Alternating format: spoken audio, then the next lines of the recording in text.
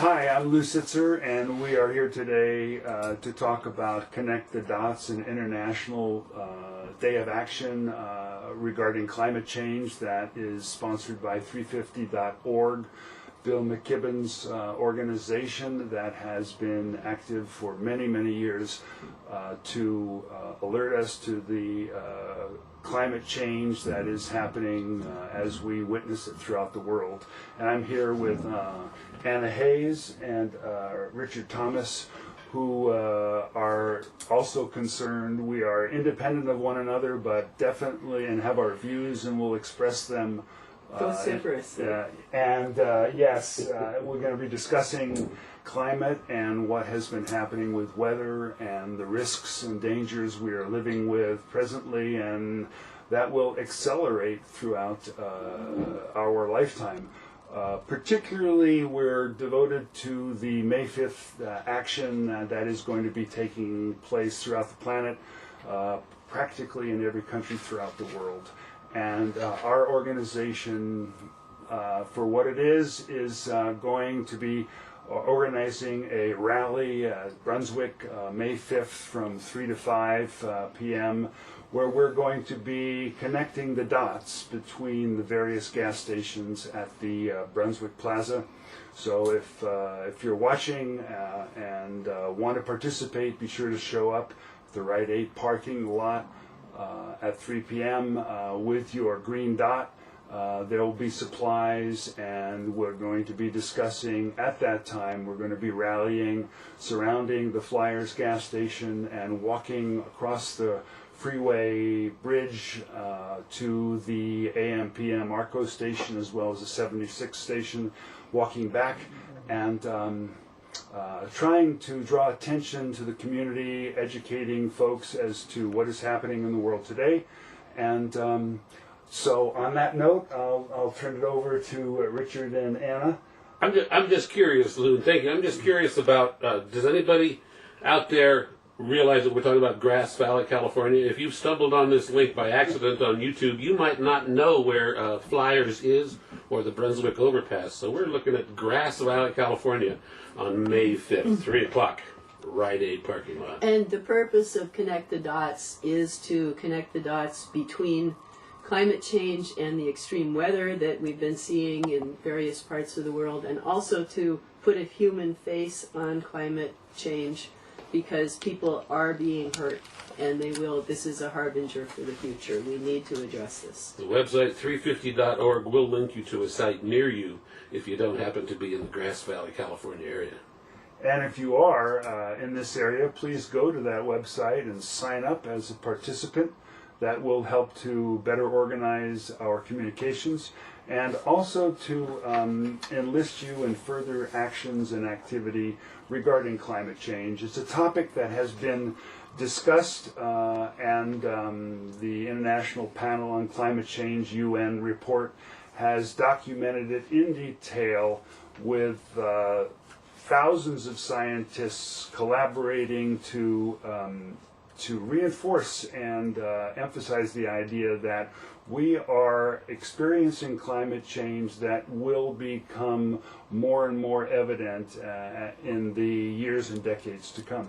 And one of our concerns is that so far we've seen about 1.5 degrees Fahrenheit of climate change, of global warming, and already in the last several years, with the abrupt decline of the Arctic sea ice, and there's a video showing that, we're already seeing extreme weather that seems to be uncharacteristic of what has been seen before. Jeff Masters of Weather Underground says this is not the atmosphere that I grew up with. So if this is a harbinger of things to come, we should be very concerned, and we should take action, especially because it is estimated to cost only between 1% and 2% of GDP. We should reference Bill McKibben's book here, Earth, because the point you made about this is not the weather he grew up with. McKibben's one of his main points is the Earth as we see it now, and he adds an extra A to Earth. It's not the Earth that harbored the civilizations that we know for the last thousands of years where civilization was able to develop on this planet. It's a different Earth, and that Earth is changing all the time now. So to give you a little bit more information about 350.org, it's a number that was established of carbon dioxide parts per million as what the planet can sustain. And carbon dioxide has always been part of our atmosphere and has given us a degree of cushion and warmth. 350 is the number that's established beyond which temperature begins to rise. We are now at 394 parts per million, and that number is rising. And as it continues to rise, our temperature globally rises. And 1 degree has already happened. 1 degree of temperature rise is about a 10% decrease in production of grain throughout the planet. So think about as our temperature begins to rise to 2, 3, 4, that will cut into food production. Only one of the elements of climate change that we'll begin to experience is a limitation in the amount of grain and food that can be produced globally. You mentioned those figures, Lou, about the numbers, the 350, we're now at 396 or something. I think that it's been established that that is going up about 2 parts per million per year. This is the current arc is the increase on that. So that's what we have to get under control. And the primary culprit there, I think, has been recognized now internationally. It's not a secret. It's our continuing burning of fossil fuels that's causing the major part of that problem. So the direct correlation between fossil fuels and global temperature rise has been established. And if you do some research, and we'll be pointing to various ways in which you can increase your information knowledge, go to 350.org and other resources. But temperature rise is also is bringing about not only the warmth of the planet, melting of the Arctic ice and other glaciers, the warming of the ocean, more moisture in the air, greater rainfall, greater evaporation. So you get both more floods and more droughts, because the greater moisture in the air means that when it decides to dump, it can dump a lot more water. And so with moisture, we have sort of the incubation of warmth, mosquitoes, the rise of infectious diseases, and these, of course, and with the rise of oceans as the ice melts, we have a great impact on population. Many cities are located very close to coasts, if not at coastal levels. The majority of the population lives within, 50 miles of the coast, something like that. And if the sea level starts to rise, it will not stop rising. And the last time that CO2 levels were this high, I think the sea level was like 90 feet higher. It was pretty impressive. So it's like these facts are accepted and established. Everybody from the California wine grape growers to the U.S. Marines and the Army have all taken these facts under consideration. They are making plans for this for the future. There are still, they call them climate change deniers or what you want, people for whatever reason, whether it's links to the oil industry or personal ignorance or what it is that makes people deny that these changes are going on and that humans have the major hand in it. We really need to look ahead, go, what are we doing on a local level, on a personal level, what can we do on a national level, what can we do on an international level, and that's where Bill McKibben, I think, is so important, because he's got people working on every continent, and like Lou said, almost every country, coming together to show that there is a consensus of humanity, that this is a threat that challenges humanity indeed, all our civilizations, we're in the boat together, and we have to work towards solutions together. And the thing is, you don't have to be absolutely certain. In fact, we have no absolute certainty. But the risk is immense, and the experts are extremely concerned. And basically, anyone who has a child has a stake in the future.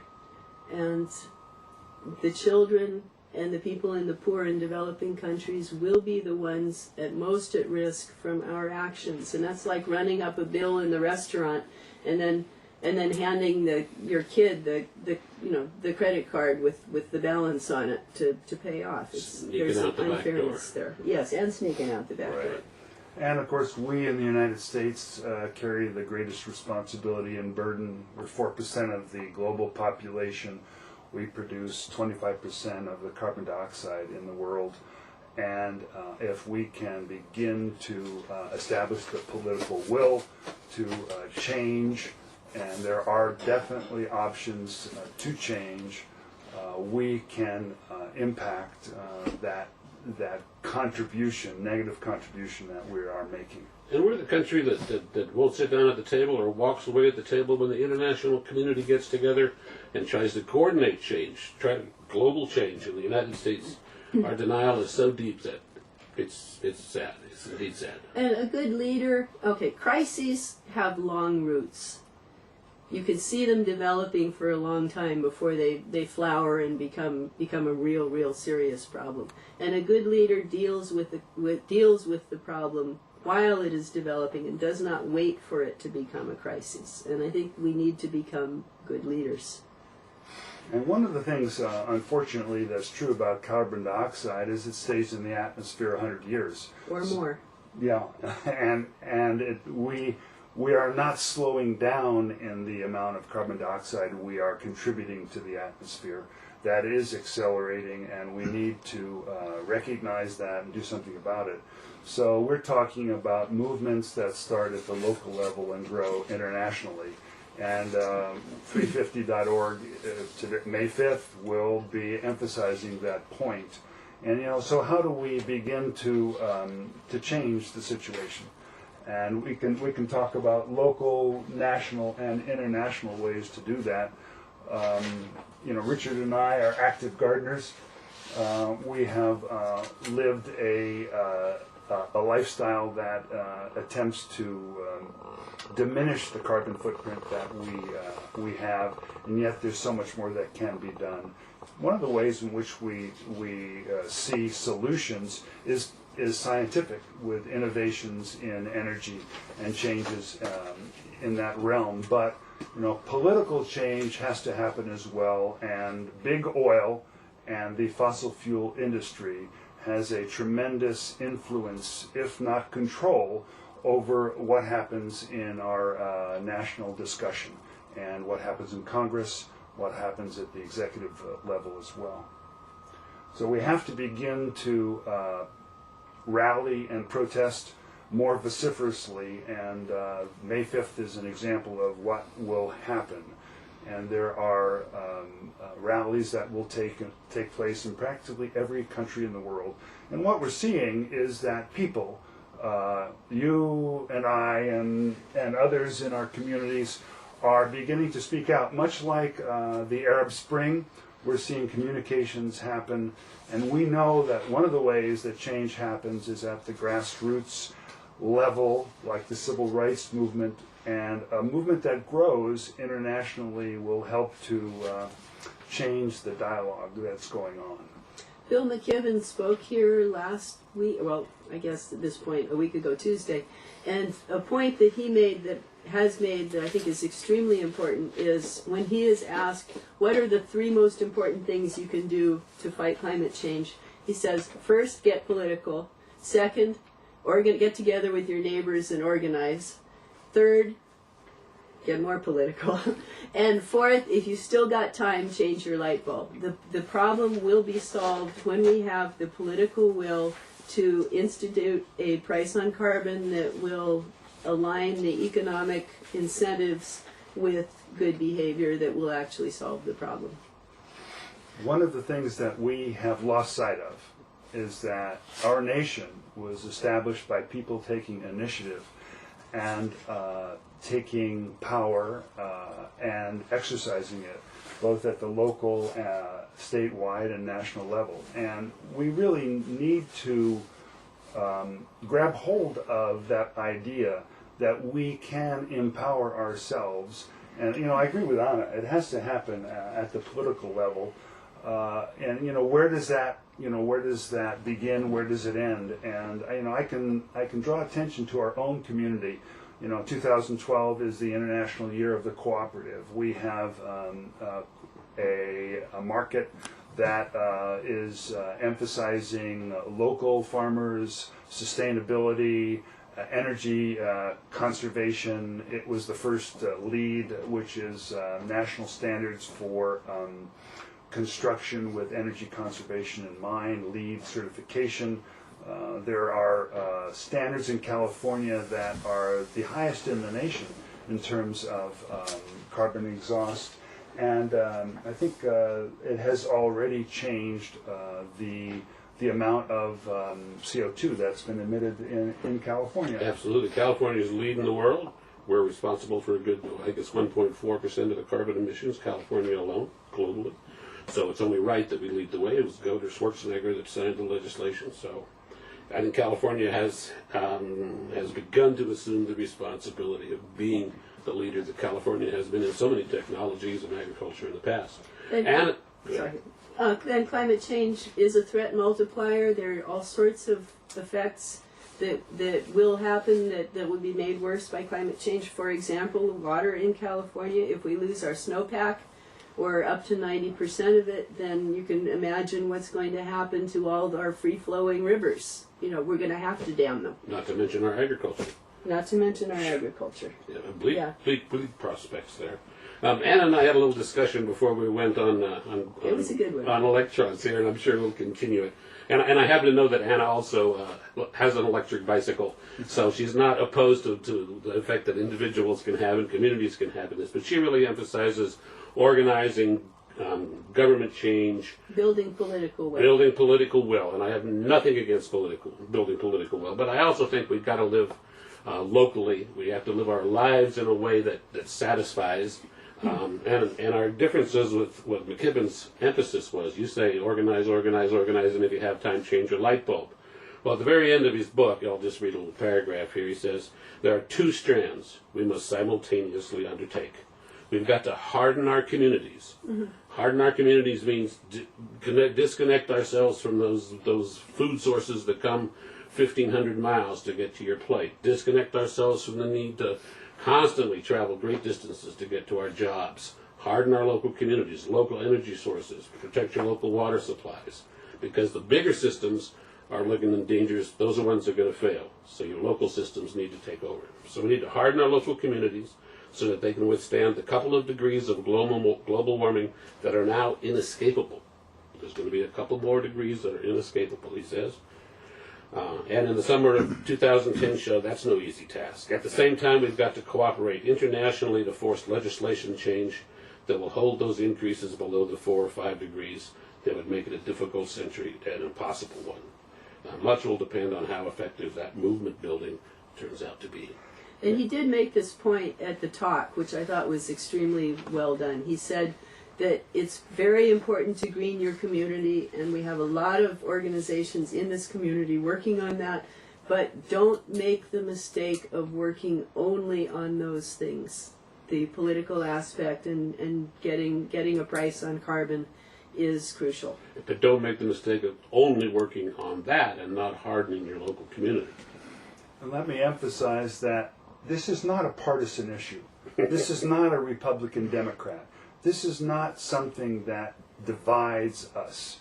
This is something that the global scientific community has documented in detail. And the enemy is physics. That's right. And you know, one of the wonderful comments that Bill McKibben made in his presentation is a quote from Martin Luther King, and that is that the moral arc of the universe is long and bends towards justice, but in terms of physics, the arc of physics is short and bends towards heat. So we need to keep in mind that there are many ramifications of global climate change. We're going to be experiencing them more and more in terms of freakish weather occurrences, more dramatic, more frequent, more intense than we have had in the past. And as we've said before, this is the beginning of climate change, and we're going to be discussing it in length. Long-term ramifications of climate change can get really scary when you have entire populations that are in a position where they can't feed themselves, where they don't have enough water, when you say you imagine the citizens of the Balkans needing to go north, looking at the mineral resources of Russia. You're talking about a return to the warfare over resources that was prevalent on the planet for thousands of years, that we've really only moved away from in the last several hundred years, although we've still had wars. There's a book I'd recommend along those lines called Climate Wars by Gwen Dyer, he talks about how climate change is a threat multiplier for military threat, and the Pentagon is concerned. Pentagon is involved. Before Lou starts pitching his pack of literature over there, I want to pitch Earth again, Bill McKibben's book. It's very readable. Roughly the first half just details almost anecdotally specific incidents around the planet where the effects are being felt by people, whether it's flooding in Pakistan or goes on and on. And then the second half is the very hopeful section that we can, if we pull together, if we unite globally, we can impact it, we can reduce its impacts over time. We're not going to stop it. We're still going to face it, but we can stop the most extreme manifestations of climate change. Right. This may sound like a bad horror movie, one that we've seen on the screen somewhere before, but I do want to point out that we wouldn't be doing this show if we were pessimists. That there are options and ways to proceed. A list of resources will be documented at the end of the video, but I do want to point out to Building the Green Community, a series of stories, Plan B 4.0 by Lester Brown, who is head of the World Watch Institute, and the last by Daniel Yergin, Pulitzer Prize winner, called The Quest, which is a very in-depth study of energy and the associated problems and histories that we have experienced, and ways in which that we can begin to develop a sane and rational energy policy and strategy to deal with what we're experiencing in terms of climate change. One conceptual thing I'd like to put in here is comes from Henry David Thoreau, who said, "For every 1,000 people hacking at the branches of evil, there is one person striking at the root." And it's another way of looking at the threat multiplier aspect. Climate change is a threat multiplier for all sorts of different problems, and so whatever your problem is, if it will be exacerbated by climate change, you want to work on climate change as the root, and save some cycles to work on climate change. Likewise, the political corruption, money and politics corruption, is a root of difficulty in solving all sorts of problems, including fixing climate change. So whatever you're working on, think about what is feeding that issue, and try to work also on that problem as well. I'd like to make a pitch for conservation. I do not see it's there. There may be hope for scientific advance that's somehow going to come up with an energy resource that'll replace fossil fuels, but it's nobody's banking on it. All the technologies we're talking about, from wind power to solar, everything so far, hydrogen, whatever, small amount of power with regard to what's going into it, how much they're generating. So to replace fossil fuels, and this is a huge point right out of McKibben. He says, remember. A barrel of oil equals about 11 years of manual labor. 1 barrel of oil, 11 years of manual labor. The average American uses the equivalent of 60 barrels of oil a year, which is each of us having 660 individuals working for us. Preposterous overconsumption on the part of America compared to any other civilization going right now, and totally unsustainable. But our country is structured so that you cannot live a sustainable lifestyle. I would argue that, but that might be another show. Well, I would also draw attention to the fact that, yes, we're going to experience lifestyle changes. Remember World War II and Victory Gardens. And I think that we have to look at our history and remember in how many ways we have risen to the challenges.